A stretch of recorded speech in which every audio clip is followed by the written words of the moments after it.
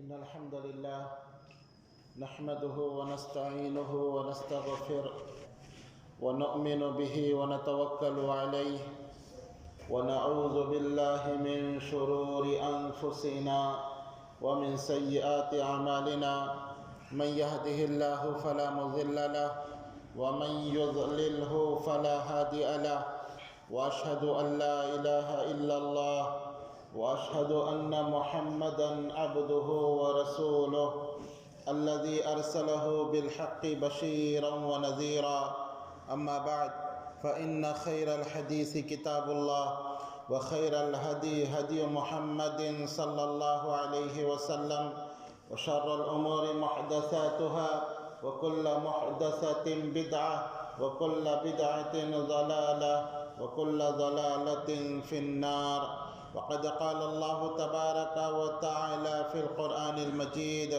أعوذ بالله من الشيطان الرجيم. يا أيها الذين آمنوا اتقوا الله حق تقاته ولا تموتن إلا وأنتم مسلمون. يا أيها الناس اتقوا ربكم الذي خلقكم من نفس واحدة وخلق منها زوجها وبث منهما رجالا كثيرا ونساء واتقوا الله الذي تساءلون به والأرحام إن الله كان عليكم رقيبا. يا أيها الذين آمنوا اتقوا الله وقولوا قولا سديدا يصلح لكم أعمالكم ويغفر لكم ذنوبكم ومن يطع الله ورسوله فقد فاز فوزا عظيما. وقال تعالى: بسم الله الرحمن الرحيم. قاف والقرآن المجيد بل عجبوا أن جاءهم منذر منهم فقال الكافرون هذا شيء عجيب. أإذا متنا وكنا ترابا ذلك رجع بعيد. قد علمنا ما تنقص الأرض منهم وعندنا كتاب حفيظ. بل كذبوا بالحق لما جاءهم فهم في أمر مريج. وقال تعالى: والسابقون الأولون من المهاجرين والأنصار والذين اتبعوهم بإحسان رضي الله عنهم ورضوا عنه. وقال تعالى: لقد رضي الله عن المؤمنين إذ يبايعونك تحت الشجرة.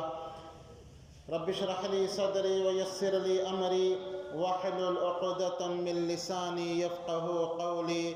رب زدني علما. اللهم رب زدني علما. اللهم ألهمني رشدي وأعذني من شر نفسي. آمين.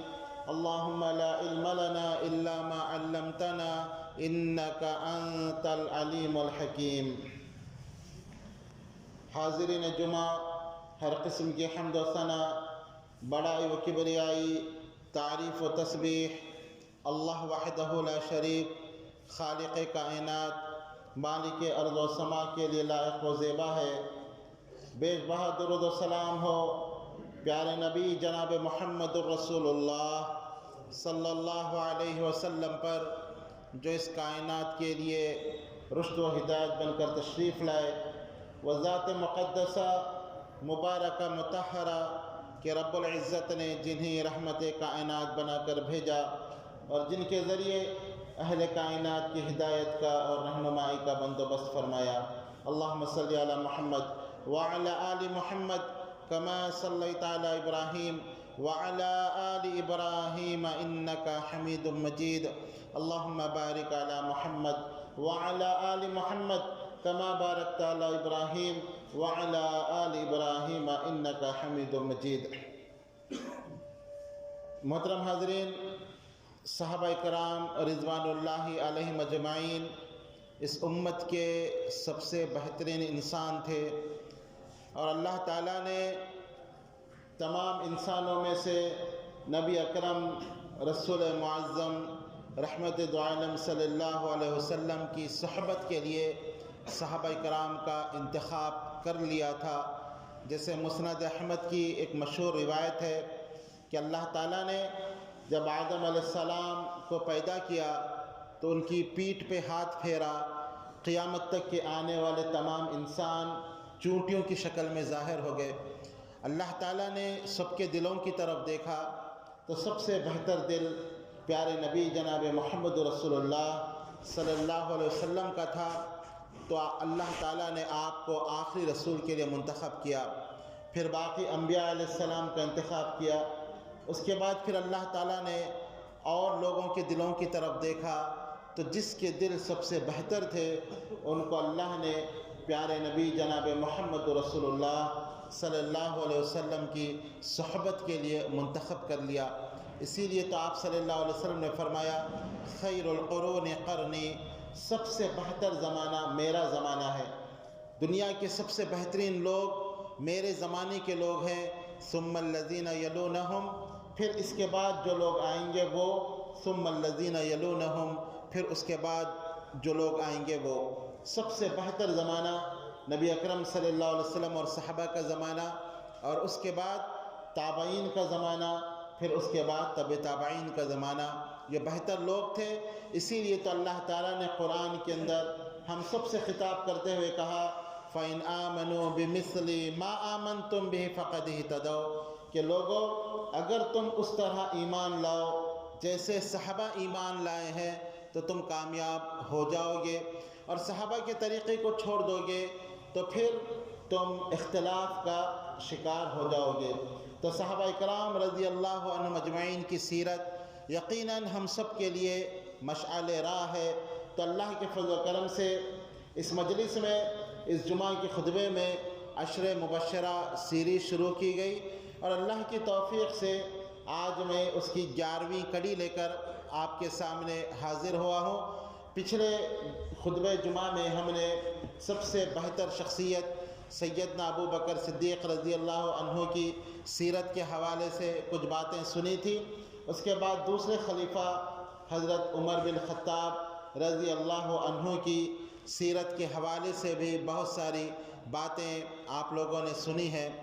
آج انشاءاللہ خلیفہ سوم حضرت عثمان بن عفان رضی اللہ عنہ کی سیرت کی چند جھلکیاں میں آپ کے سامنے پیش کرنے کی کوشش کروں گا۔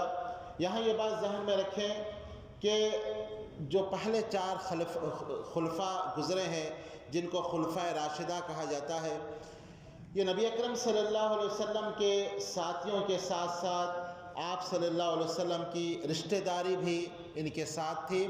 پہلے جو 2 خلیفہ ہیں وہ پیارے نبی جناب محمد رسول اللہ صلی اللہ علیہ وسلم کے خسر تھے، جن کو سسرے ہم کہتے ہیں، اور باقی جو 2 خلیفہ ہیں وہ پیارے نبی جناب محمد رسول اللہ صلی اللہ علیہ وسلم کے داماد تھے۔ جہاں یہ آپ کے ساتھی تھے وہاں بہت قریبی رشتہ داری بھی خلفۂ راشدین کے ساتھ آپ کی تھی۔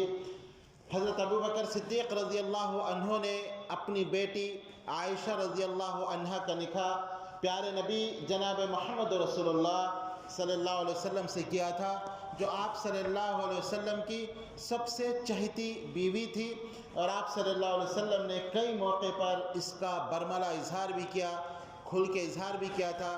جیسے عمرو بن العاص رضی اللہ عنہ کی روایت، انہوں نے پوچھا اللہ کے نبی صلی اللہ علیہ وسلم آپ سب سے زیادہ کس سے محبت کرتے ہیں؟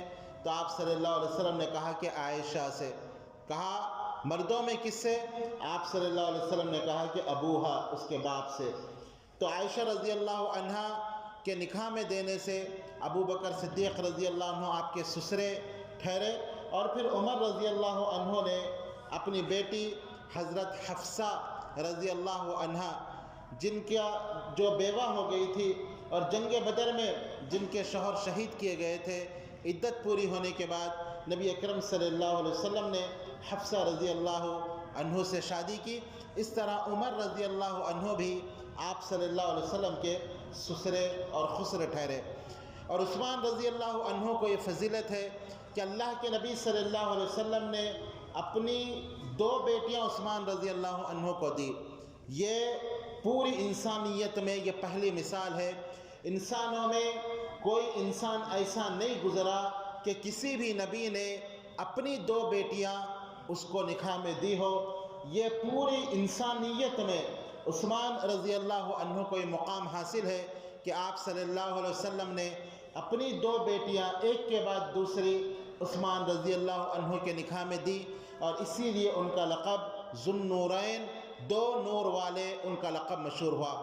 نبی اکرم صلی اللہ علیہ وسلم کی بیٹی جن کا نام رقیہ تھا، نبی بننے سے پہلے آپ صلی اللہ علیہ وسلم نے ان کا نکاح ابو لہب کے بیٹے عتبہ کے ساتھ ان کا نکاح کیا تھا، اور آپ صلی اللہ علیہ وسلم کی دوسری جو بیٹی تھی ان کا نام ام کلثوم رضی اللہ عنہا، تو آپ صلی اللہ علیہ وسلم نے ابو لہب کے ہی دوسرے بیٹے عتیبہ کے ساتھ ان کا نکاح کیا تھا۔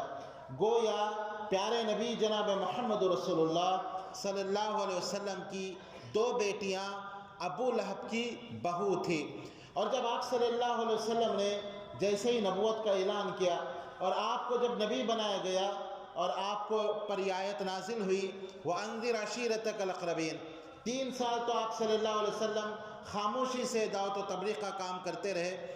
3 سال کے بعد جب اللہ کا حکم آیا وَأَنذِرْ عَشِيرَتَكَ الْأَقْرَبِينَ کہ اپنے رشتہ داروں کو ڈرائیے، تو آپ صلی اللہ علیہ وسلم صفا پہاڑی پر چڑھے، جو اس وقت اعلان کرنے کے لیے اسی پہاڑی کا انتخاب کیا جاتا تھا۔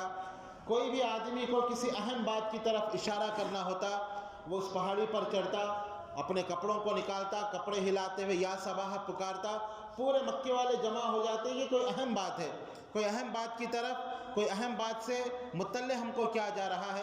نبی اکرم صلی اللہ علیہ وسلم نے بھی اسی طریقے کو اپنایا جو کفار مکہ اپناتے تھے، لیکن اس میں جو غیر شرعی طریقہ وہ لوگ اپناتے تھے کہ اپنے پورے لباس اتار دیتے، آپ صلی اللہ علیہ وسلم نے یہ نہیں کیا، بلکہ آپ پہاڑ پر چڑھے، اسی پہاڑ پر، اور وہ لوگ جس آواز سے نعرہ لگاتے یا صباحا، آپ صلی اللہ علیہ وسلم نے انہی الفاظ کے ساتھ نعرہ لگایا اور لوگوں کو جمع کیا۔ جب سب لوگ آ گئے کہ کوئی اہم بات ہے، تمام لوگ جمع ہو گئے، تو آپ صلی اللہ علیہ وسلم نے کہا کہ لوگوں، میں اس پہاڑ پر کھڑا ہوں اور میں پہاڑ کے پیچھے بھی دیکھ رہا ہوں اور آگے بھی دیکھ رہا ہوں۔ اگر میں تم سے یہ کہوں کہ پیچھے ایک بہت بڑا لشکر جرار ہے جو تم پر حملہ کرنا چاہتا ہے، تو کیا تم میری بات کی تصدیق کرو گے؟ سب نے ایک زبان ہو کے کہا ما جربنا علیک الا صدقا، اے محمد صلی اللہ علیہ وسلم، آپ 40 سال تک ہم میں رہے، ما جربنا علیک الا صدقا، جب بھی ہم نے آپ کو آزمایا سچ بولتے ہوئے ہی آزمایا، جب بھی دیکھا سچ بولتے ہوئے دیکھا، جھوٹ بولتے ہوئے ہم نے کبھی آپ کو نہیں آزمایا، آپ کی بات سچی، آپ صادق و امین ہیں۔ تو آپ صلی اللہ علیہ وسلم نے کہا کہ لوگوں، پھر اس آگ سے ڈر جاؤ جس کا ایندھن انسان اور پتھر ہے۔ قولوا لا الہ الا اللہ تفلحون تملک العرب والعجم، کہ تم یہ کہو کہ اللہ کے سوا کوئی سچا معبود نہیں۔ جو تم اللہ کے ساتھ اوروں کو شریک کیے ہوئے ہو اور بزرگوں کو تم شریک کر رہے ہو، اسماعیل علیہ السلام کے بت تھے، ابراہیم علیہ السلام کے ذریعے وہ اللہ کو پکارتے تھے، یہ تمام بتوں کو چھوڑو اور ایک اللہ کو سچا معبود مانو، ایک اللہ کی عبادت کرو، تم کامیاب ہو جاؤ گے۔ سب خاموش بیٹھے تھے، کسی کی کوئی جواب دینے کی ہمت نہیں تھی، لیکن ابو لہب جو آپ کا چچا بھی تھا رشتے میں، اور آپ کی 2 بیٹیوں کا جو سسر تھا، وہ ایک پتھر لے کر آپ کی طرف پھینکتا ہے اور کہتا ہے تبت لک یا محمد لجمعتنا لہذا، اے محمد تیرے ہاتھ ٹوٹ جائیں، کیا تو نے اس لیے ہم کو جمع کیا؟ ہم اپنے کام کاج کو چھوڑ کر تیری آواز پر لبیک کہہ کر ہم آئے ہیں، کچھ اہم بات تو شاید کہے، کیا تو اس لیے جمع کیا کہ ہم اپنے باپ دادا کے دین کو چھوڑیں اور تیری بات پہ عمل کریں؟ تو اللہ تعالیٰ نے اسی وقت ابو لہب کی مذمت میں تبت یدا ابی لہب وتب ما اغنا عنہ مالہ وما کسب، یہ مکمل صورت اللہ تعالیٰ نے نازل کی۔ جب یہ صورت نازل ہوئی تو ابو لہب اور اس کی بیوی جن کا نام غالباً جو ہے جمیل تھا، ام جمیل، وہ دونوں ناراض ہو گئے، اور پھر اپنے بیٹوں سے انہوں نے کہا کہ تم اپنی اپنی بیویوں کو طلاق دو، یہ نبی کی بیٹیاں ہیں، اپنے بیٹوں کو کہا کہ تم طلاق دے دو۔ اور پھر یہ 2 بدبخت بچوں نے اپنی اپنی بیویوں کو، جو صرف ان کی بیوی نہیں بلکہ پیارے نبی جناب محمد رسول اللہ صلی اللہ علیہ وسلم کے لخت جگر تھی، آپ کے جگر کا ٹکڑا تھی، ان بدبختوں نے طلاق دی، اور پھر اس طرح یہ 2 مطلقہ ہو گئی۔ لیکن اللہ کا یہ ایک عظیم احسان تھا کہ عرب میں شادی کے فوراً بعد رخصتی نہیں ہوتی تھی، وہاں کا دستور تھا کہ شادی کر لیتے اور کچھ عرصے کے بعد جو ہے شوہر دولہا اپنی مرضی سے رخصتی کیا کرتا تھا، جس سے یہاں رواج ہے کہ شادی ہوتے ہی دلہن کو دولہے کے ہاتھ میں تھما دیا جاتا ہے، شادی ہوگی اور رخصتی فوراً ہو جاتی ہے۔ لیکن وہاں کا دستور یہ تھا کہ شادی کے بعد 1 سال 2 سال 3 سال اپنی مرضی سے رخصتی ہوتی اور ولیمہ ہوتا۔ تو یہ صرف شادی ہوئی تھی، رخصتی نہیں ہوئی تھی۔ اللہ کے نبی صلی اللہ علیہ وسلم کی 2 بیٹوں کو طلاق دے دی گئی، تو پھر آپ صلی اللہ علیہ وسلم نے اپنی بیٹی رقیہ رضی اللہ عنہ کا نکاح حضرت عثمان بن عفان رضی اللہ عنہ کے ساتھ کیا۔ لیکن اللہ کی قدرت جب جنگ اور عثمان رضی اللہ عنہ پہ بھی مصیبتیں آئی جیسے اور لوگوں پہ مصیبتیں آتی ہے، اس میں ایک مصیبت مکہ شہر چھوڑنا بھی تھا۔ تو جیسے سب لوگ مکہ شہر چھوڑ کر حبشہ کی طرف ہجرت کیے کفار مکہ کے ظلم و ستم سے بچنے کے لیے، تو عثمان رضی اللہ عنہ بھی اپنی بیوی نبی کی بیٹی رقیہ رضی اللہ عنہ کو لے کر انہوں نے اپنے گھر کو چھوڑا، مکہ کو چھوڑا۔ وطن کو چھوڑنا یقیناً بہت تکلیف کی بات ہوتی ہے۔ ایک انسان کا اپنا گھر ہو، ایک انسان جس شہر میں پیدا ہوا ہو، وہاں اس کا بزنس، کاروبار، گھر، لیکن اس گھر کو چھوڑ کر جانا، اپنے ماں باپ کو چھوڑ کر جانا، رشتہ داروں کو چھوڑ کر جانا، یہ بہت تکلیف کی بات ہے۔ یہ تکلیف آئی اور عثمان رضی اللہ عنہ نے اپنی بیوی کو لے کر دوسرے مسلمانوں کے ساتھ حبشہ کی طرف پہلی ہجرت کی، جو سن 5 نبوت میں کی گئی۔ اور جب ہجرت کیے اس کے بعد یہ پتہ چلا مسلمانوں کو کہ مکے کے لوگ مسلمان ہو گئے، دوبارہ مکہ آئے، لیکن یہ واقعہ جھوٹ نکلا اور پھر مسلمانوں کو تکلیف دی گئی۔ تو دوسری مرتبہ بھی سب مسلمانوں نے حبشہ کی طرف ہجرت کی، تو عثمان رضی اللہ عنہ بھی اپنی بیوی کو لے کر ہجرت کیے۔ آپ صلی اللہ علیہ وسلم نے اس موقع پر کہا تھا، اللہ کی رضا کے لیے وطن چھوڑنے والوں میں ابراہیم علیہ السلام کے بعد جس جوڑے نے اپنے شہر کو چھوڑ کر، اپنے ملک کو چھوڑ کر ہجرت کی، وہ حضرت عثمان رضی اللہ عنہ اور حضرت رقیہ رضی اللہ عنہ ہے۔ اتنا لمبا عرصہ کسی نے اسلام کی خاطر ہجرت نہیں کی تھی۔ سب سے پہلے ابراہیم علیہ السلام تھے، جب ان کے باپ نے ان کو جلایا اور قوم ایمان نہیں لائی، تو اپنی بیوی سارہ رضی اللہ عنہ، سارہ علیہ السلام کو لے کر وہ وہاں سے نکلے تھے، اور اس کے بعد یہ جوڑا تھا عثمان بن عفان رضی اللہ عنہ اور آپ صلی اللہ علیہ وسلم کی بیٹی رقیہ رضی اللہ عنہ کا، جو مکہ چھوڑ کر انہوں نے ہجرت کیا تھا۔ اور پھر اللہ کی مرضی دیکھیے کہ یہ جوڑا زیادہ دنوں تک نہیں رہ سکا۔ سن 2 ہجری میں جب اللہ کے نبی صلی اللہ علیہ وسلم بدر کی لڑائی کے لیے جا رہے تھے، اس وقت نبی کی یہ بیٹی بیمار ہو گئی، تو آپ صلی اللہ علیہ وسلم نے عثمان رضی اللہ عنہ کو کہا کہ تم یہیں پہ رہو، ہمارے ساتھ مت نکلو، تم میری بیٹی کی تیمارداری کرتے رہو۔ آپ نے ان کو روکا۔ حضرت عثمان رضی اللہ عنہ اپنی بیوی کی خدمت میں لگے رہے، اور جب اللہ کے نبی صلی اللہ علیہ وسلم جنگ بدر میں جنگ کو فتح کر کے فتح و کامرانی کے ساتھ آپ رخصت ہو رہے تھے، آپ صلی اللہ علیہ وسلم مدینہ منورہ پہنچے، اسی وقت عثمان رضی اللہ عنہ یہ نبی کی لخت جگر کو جو ہے بقیع قبرستان میں دفن کر کے وہ واپس آ رہے تھے۔ آپ صلی اللہ علیہ وسلم کی اس بیٹی کا انتقال ہو گیا، اور نبی صلی اللہ علیہ وسلم فتح و کامرانی کے ساتھ واپس آئے۔ عثمان رضی اللہ عنہ اپنے آنکھوں میں آنسو لے کر غم کے ساتھ وہاں سے واپس آئے کہ آج میرا گھر نبی کی بیٹی سے خالی ہو گیا، صرف میری بیوی ہی نہیں بلکہ نبی کی بیٹی کا آج انتقال ہو گیا۔ عثمان رضی اللہ عنہ کے غم کو دیکھ کر پیارے نبی جناب محمد رسول اللہ صلی اللہ علیہ وسلم نے اپنی دوسری بیٹی ام کلثوم رضی اللہ عنہ کا نکاح حضرت عثمان رضی اللہ عنہ کے ساتھ کر دیا۔ یہ عثمان رضی اللہ عنہ کے اخلاق تھے کہ آپ صلی اللہ علیہ عثمان رضی اللہ عنہ نے ایسے اخلاق کے ساتھ اپنی بیویوں کو رکھا اور اپنی بیویوں کے ساتھ پیش آئے کہ اللہ کے نبی نے دوسری بیٹی بھی عثمان رضی اللہ عنہ کے نکاح میں دی۔ لیکن اللہ کی قدرت 1 سال 2 سال کے بعد یہ دوسری بیٹی ام کلثوم رضی اللہ عنہ کا بھی انتقال ہو گیا، 2 بیٹیوں کا بھی انتقال ہو گیا۔ عثمان رضی اللہ عنہ غمگین ہو گئے، تو اللہ کے نبی صلی اللہ علیہ وسلم نے کہا کہ عثمان اگر میری اور بیٹی ہوتی تو میں ضرور تمہارے نکاح میں دیتا۔ اللہ اکبر! یہ عثمان رضی اللہ عنہ کے اعلیٰ اخلاق تھے۔ آج تو داماد یہ چاہتا ہے آج آپ سسرالی رشتہ داروں کو پوچھیں، داماد چاہتا ہے کہ اس کی بات چلے، اور اگر بہت کم ایسے لوگ ہیں جو اپنے داماد کی تعریف کریں، اس کے اخلاق کی تعریف کریں، یا پھر اگر اس کی بیوی کا انتقال ہو جائے تو اپنی اور بیٹی دیں کہ میرے داماد اچھے اخلاق کا مالک ہے۔ یہ عثمان رضی اللہ عنہ کے اعلیٰ اخلاق تھے۔ نبی اکرم صلی اللہ علیہ وسلم نے کہا، بلکہ بعض روایتوں میں یہ ہے کہ آپ نے کہا کہ عثمان، اگر میری 100 بیٹیاں ہوتی اور ایک ایک کر کے وہ مر جاتی تو میں تم کو ضرور اپنی بیٹی نکاح میں دیتا۔ یہ عثمان رضی اللہ عنہ کی یہ فضیلت تھی۔ تو عثمان رضی اللہ عنہ کا ایک لقب ذو النورین ہے، اور ان کا نام، حضرت عثمان کا نام عثمان ہے، اور ان کی کنیت ابو عمر، اور بعض روایتوں میں یہ ہے کہ ان کی کنیت ابو عبداللہ تھی، اور ان کا لقب ذو النورین، اور پھر ان کا ایک لقب غنی۔ عثمان رضی اللہ عنہ کی شرافت کا یہ عالم تھا کہ اسلام لانے سے پہلے بھی وہ عرب کے جو بیماریاں تھے، یا یوں سمجھے عرب کے جو گناہ تھے، وہ تمام گناہوں سے بچے رہے۔ یہ ان کی شرافت تھی، یہ ان کی اعلیٰ ظرفی تھی۔ خود وہ کہا کرتے تھے کہ زمانے جاہلیت میں نے کبھی شراب کو ہاتھ نہیں لگایا، اللہ اکبر، جبکہ اس زمانے میں شراب لوگوں کی گھٹیوں میں پڑا ہوا تھا۔ بچہ پیدا ہوتا تو وہ اس کو شراب پلاتے تھے، شراب کوئی بری بات نہیں سمجھی جاتی تھی۔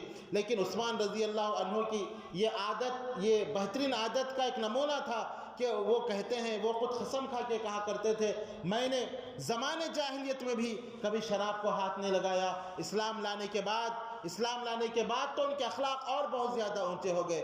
تو عثمان رضی اللہ عنہ کی ایک خوبی یہ تھی کہ وہ اعلیٰ اخلاق کے مالک تھے، اور ان کی طبیعت میں بڑی نرمی تھی۔ طبیعت میں نرمی یہ اللہ کی نعمتوں میں بڑی نعمت ہے، بلکہ یہ انبیاء علیہ السلام کی صفت ہے۔ اللہ تعالیٰ نے پیارے نبی جناب محمد رسول اللہ صلی اللہ علیہ وسلم سے خطاب کرتے ہوئے کہا، فَبِمَا رَحْمَةٍ مِّنَ اللَّهِ لِنْتَ لَهُمْ، اے اللہ کے نبی، اللہ کی رحمت سے آپ ان کے لیے رحم دل ہے۔ وَلَوْ كُنْتَ فَظًّا غَلِيظَ الْقَلْبِ لَانفَضُّوا مِنْ حَوْلِكَ، اور اگر آپ اگر سخت دل ہوتے، آپ اگر بد اخلاق ہوتے تو آپ کے ارد گرد کوئی ایک بھی نظر نہیں آتا۔ جو آپ کے ارد گرد صحابہ کا جم گھٹا ہے، جو صحابہ کرام آپ کے اوپر اپنی جان نچھاور میں فخر محسوس کرتے ہیں، یہ اصل میں آپ کی طبیعت کی نرمی، آپ کی یہ رحم دلی کا ثبوت ہے کہ آپ رحم دل ہے۔ تو عثمان رضی اللہ عنہ بھی بڑے رحم دل تھے، اور پھر ان کے اندر نرمی، عاجزی کوٹ کے بھری ہوئی تھی۔ اللہ تعالیٰ نے ان کو مال و دولت دیا تھا، اعلیٰ خاندان کے تھے، اس کے باوجود آپ ان کی سیرت اٹھا کر پڑھ لیں، کبھی ان کی زندگی میں کوئی تکبر آپ کو نظر نہیں آئے گا۔ خود حسن رضی اللہ عنہ کہا کرتے تھے کہ عثمان رضی اللہ عنہ کو میں نے کئی بار دیکھا، جبکہ وہ خلیفہ تھے، لیکن وہ مسجد نبوی میں قیل اللہ کیا کرتے تھے، دوپہر میں جو سویا جاتا ہے، اور مسجد نبوی میں کوئی قالین وغیرہ نہیں تھی، بوریا ہوتا تھا، اور بوریے کے نشان آپ کی پیٹھ پر میں دیکھا کرتا تھا۔ تو اس قدر عاجزی و انکساری تھی، اور ان کی ایک صفت یہ تھی کہ اللہ تعالیٰ نے ان کو مال دیا تھا تو وہ بے تحاشا مال اللہ کے راستے میں وہ خرچ کیا کرتے تھے، غنی تھے، کنجوسی نہیں تھی۔ یہ اللہ کی نعمتوں میں ایک عظیم نعمت ہے۔ عام طور پہ دیکھا جاتا ہے کہ اگر کسی کے پاس مال ہوتا ہے اس کے پاس دل نہیں ہوتا، اگر کسی کا دل بڑا ہوتا ہے اس کے پاس مال نہیں ہوتا۔ یہ بہت بڑی نعمت ہے کہ کسی کے پاس مال ہو اور اللہ تعالیٰ نے اس کو دل بھی بڑا دے دیا ہو، یہ بہت کم لوگوں کو نصیب ہوتا ہے۔ عثمان رضی اللہ عنہ کی صفت تھی کہ اللہ نے بے تحاشا مال دیا تھا، اور اس کے ساتھ دل بھی بہت بڑا دیا تھا۔ ہر جگہ وہ اپنے مال کو اللہ کے راستے میں بے دریغ خرچ کیا کرتے تھے، مال خرچ کرنے میں انہوں نے کبھی کوئی کمی نہیں کی۔ اور یہ بات آپ سیرت پڑھیں، تاریخ پڑھیں، یہ بات اچھی طرح معلوم ہوتی ہے کہ اسلام کو سب سے زیادہ جس کے مال نے فائدہ دیا وہ ہے ابو بکر صدیق رضی اللہ عنہ۔ خدا صلی اللہ علیہ وسلم نے کہا کہ ابو بکر کے مال نے جتنا مجھے فائدہ پہنچایا کسی اور کے مال نے اتنا فائدہ نہیں پہنچایا۔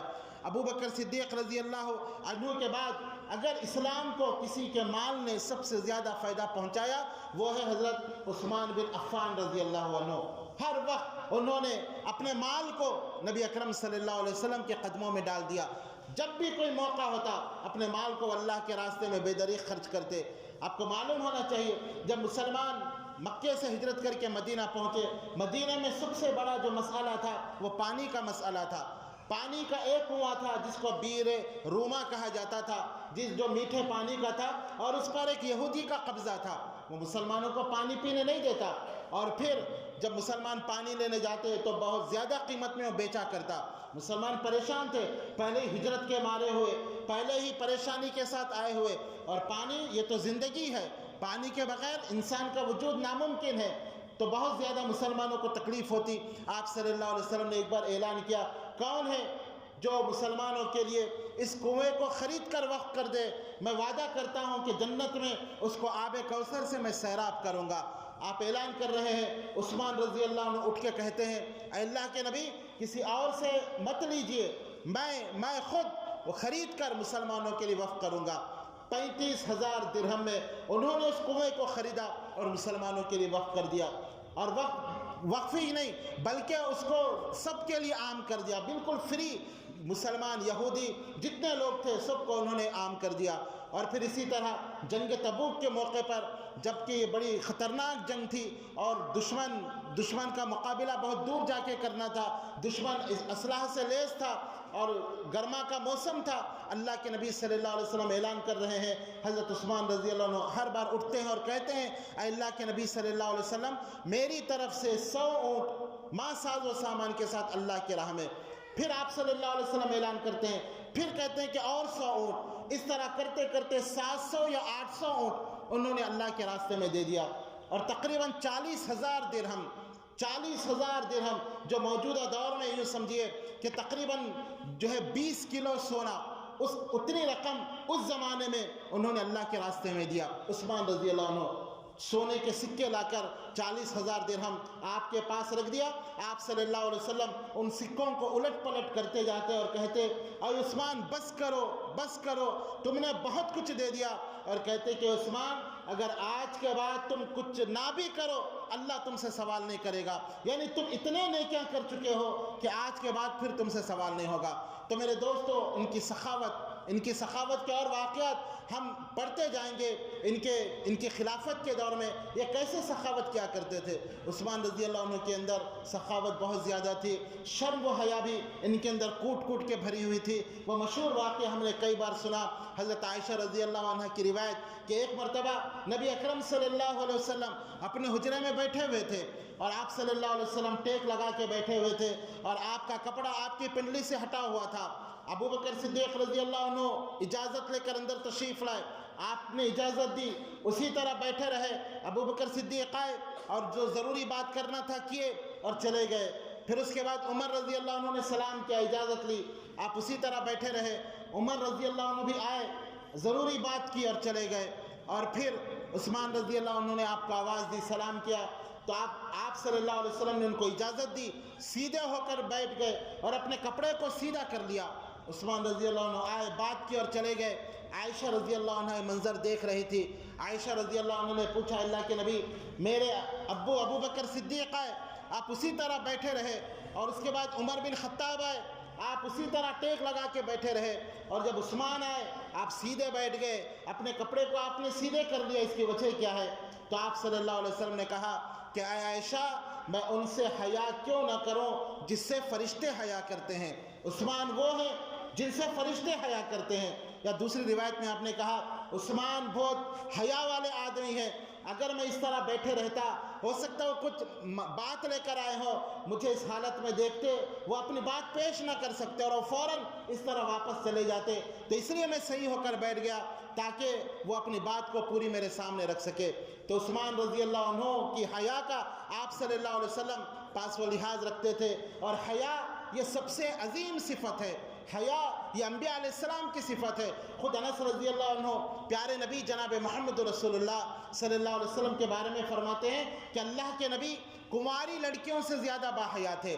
حیا یہ عظیم صفت ہے، جس کے اندر حیا ہوتی ہے اور بہت ساری نیکیاں اس کے اندر جمع رہتی ہے، اور جس کے اندر حیا نہیں رہتی وہ اس کے اندر اور بہت ساری برائی جمع ہو جاتی ہے۔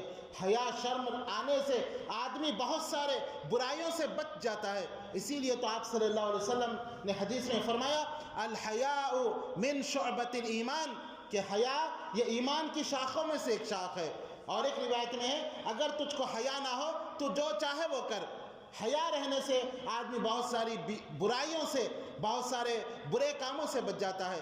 نبی اکرم صلی اللہ علیہ وسلم ایک بار جا رہے تھے، ایک صحابی اپنے بھائی کو سمجھا رہے تھے کہ اتنی شرم مت کر، اتنی حیا مت کر، یہ اچھی چیز نہیں۔ آپ صلی اللہ علیہ وسلم نے ان کو روکا اور کہا کہ نہیں، اس کو ایسا مت کہو، حیا بہت بڑی نعمت ہے، حیا ایمان میں سے ہے۔ بہت سارے لوگ آج بھی کہتے ہیں کہ زیادہ شرم اچھی بات نہیں رہتی، اتنا شرماؤ مت، اتنی حیا مت کرو، لیکن نبی صلی اللہ علیہ وسلم نے ایسا کہنے سے روکا۔ حیا یہ اللہ کی طرف سے ایک عظیم نعمت ہے اور یہ ایمان میں داخل ہے۔ تو میرے دوستو، عثمان رضی اللہ عنہ کی اور بہت ساری صفتیں ہے، انشاءاللہ آئندہ کے خطبے میں ہم بتائیں گے۔ اور یہ بات اچھی طرح آپ یاد رکھیں، عثمان رضی اللہ عنہ اگرچہ کہ تیسرے خلیفہ ہیں، لیکن یہ عمر میں عمر رضی اللہ عنہ سے بڑے تھے۔ عثمان رضی اللہ عنہ 6 عام الفیل کو پیدا ہوئے، نبی اکرم صلی اللہ علیہ وسلم سے 6 سال چھوٹے تھے، اور عمر رضی اللہ عنہ 13 عام الفیل کو پیدا ہوئے۔ گویا عثمان رضی اللہ عنہ اگرچہ کہ خلافت میں ان کا نمبر تیسرا ہے اور عمر رضی اللہ عنہ کے بعد یہ خلیفہ ہیں، لیکن عمر میں یہ عمر رضی اللہ عنہ سے تقریباً 7 سال بڑے تھے۔ نبی اکرم صلی اللہ علیہ وسلم سے عمر رضی اللہ عنہ 13 سال چھوٹے تھے، اور عثمان رضی اللہ عنہ نبی اکرم صلی اللہ علیہ وسلم سے 7 سال چھوٹے تھے۔ عمر میں یہ عمر رضی اللہ عنہ سے چھوٹے تھے، لیکن خلافت میں یہ عمر رضی اللہ عنہ کے بعد خلیفہ بنے، اور ان کی بڑی اچھی حکومت رہی۔ جو عمر رضی اللہ عنہ نے تقریباً آدھی دنیا پر اسلامی حکومت کو نافذ کیا تھا، عثمان رضی اللہ عنہ نے اس کو بہت آگے بڑھایا، اور بہت زیادہ انہوں نے جو ہے اپنی مملکت میں بہت ترقی والے کام کیے۔ انشاءاللہ اللہ کی توفیق سے پھر اگلے خطبہ جمعہ میں ان کی سیرت پر گفتگو کی جائے گی۔ اللہ تعالیٰ سے دعا ہے کہ اللہ تعالیٰ ان کی جو صفتیں تھیں، شرم و حیا اور جود و سخا، یہ اللہ تعالیٰ ہمارے دلوں میں بھی وہ چیزیں پیدا کر دے۔ اللہ تعالیٰ ہم کو بھی اللہ کے راستے میں بے دریغ خرچ کرنے کی توفیق عطا فرمائے۔ آمین یا رب العالمین، وآخر دعوانا ان الحمد للہ رب العالمین۔